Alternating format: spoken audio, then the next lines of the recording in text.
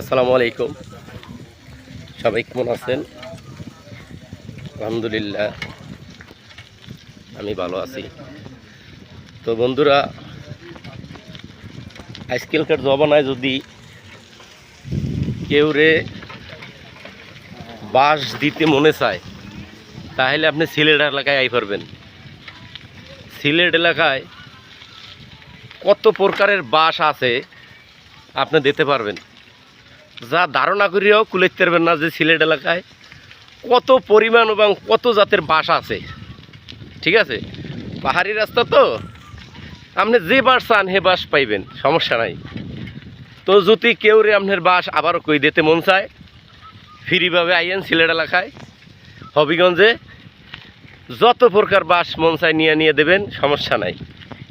কথাটা যে কইলাম রাগ করলা, রাগ করার কিছুই নেই, কথাটা বাস্তব এবং সত্যি কথা।